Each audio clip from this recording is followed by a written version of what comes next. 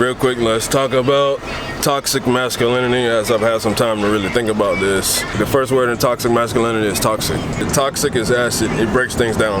Masculinity does do that. That's a part of masculinity, to break things down, to destroy. But another major aspect of masculinity is to build things up.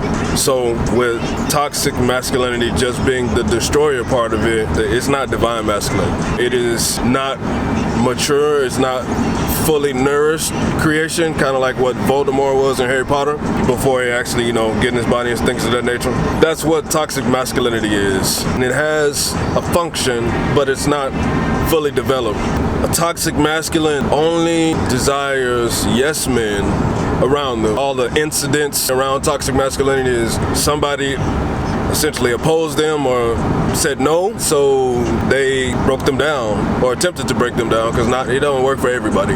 But every accident, the incident that you hear about toxic masculinity, that's the core formula. Somebody was not a yes man, and so they try to destroy them, break them down, type of shit.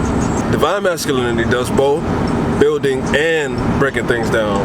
How a divine masculine can be misconstrued is if a divine masculine is in a situation or scenario or surrounded by individuals where a divine masculine has maybe the insight and the experience to be able to teach and guide an individual, but the individual is not listening, the individual is not open to receiving what the divine masculine has to give to them, so the divine masculine is constantly breaking them down. It will seem like to the individual that the divine masculine is toxic, because they cannot recognize that they need to be broken. Like I said, masculinity is a part of it. Breaking things down is a part of it.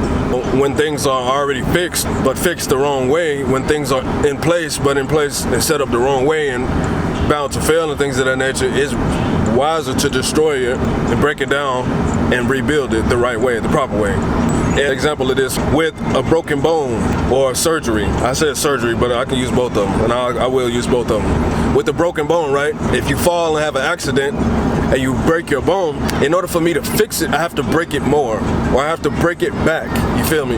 If it's separated at a certain point, I have to crack it back into place so that it can heal properly. Or with surgery, and surgery is a better example because surgery is more fixing the internal things, the things that you can't see, right? If you are broken inside, beneath the surface, and you can't see it, when I go to fix you and heal you, I have to open you up. I have to cut you open. Which means that I have to hurt you again. I have to break you in order for me to fix you. It could come off as a divine masculine is a toxic masculine because they're attempting to break you, but you don't see the healing part. Usually when you're dealing with individuals like this, they are the toxic masculinity who don't know how to do masculinity in its fullness. They only see the one aspect of it, which is the breaking part. They love to do the breaking part, not the healing part, not the helping part. So, that's my take on toxic masculinity. Anything toxic is just acidic. All it does is break things down. It takes a nigga that's hard from the start. You gotta have